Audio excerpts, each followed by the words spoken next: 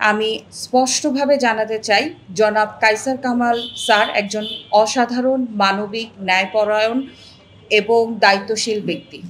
আমি বিগত ২০২৫ সালের ২৫শে মে আসামি মোকাদ্দেস হানিফের নামে একটি সংবাদ সম্মেলন করেছিলাম। সেই সংবাদ সম্মেলন করার সময় আসামি মোকাদ্দেস হানিফের প্ররোচনায় এবং তাহার ভুল তথ্য ও বিভ্রান্তিকর ফোন কল এবং মোকাদ্দেস হানিফ কর্তৃক পরিচালিত চক্রান্তমূলক পরিস্থিতির ফাঁদে পড়ে আমি অজান্তেই জনাব ব্যারিস্টার কায়সার কামাল স্যারের নাম ভুলভাবে উচ্চারণ করি, যা কখনোই করা উচিত হয়নি।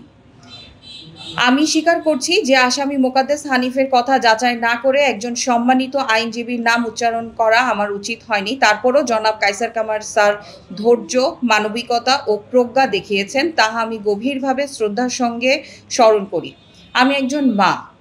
আমি আমার সন্তানের অধিকার, নিরাপত্তা এবং ভবিষ্যতের জন্য প্রতিনিয়ত লড়াই করছি। এই মানসিক চাপে স্বাভাবিকভাবেই ভুল শব্দ বের হয়ে যেতে পারে।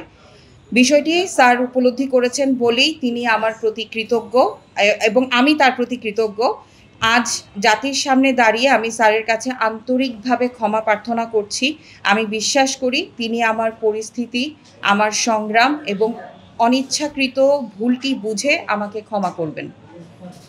আমি বর্তমানে আমার মেয়ে এবং আমার মেয়ের অধিকার আদায়ের জন্য আসামি মোকাদ্দেস হানিফের মতো চরম প্রভাবশালী লোকের সহিত সংগ্রাম করে যাচ্ছি। আসামি মোকাদ্দেস হানিফ এই পরিস্থিতিতে কিছু অসৎ ব্যক্তিকে আমার বিরুদ্ধে ব্যবহার করে জনাব কায়সার কামাল স্যারকে নিয়ে অপপ্রচার চালানোর সুযোগ নিয়েছে। আমি এসব ব্যক্তিকে চিনি না এবং তাদের উদ্দেশ্য সম্পর্কেও আমার কোনো ধারণা ছিল না এবং নেইও।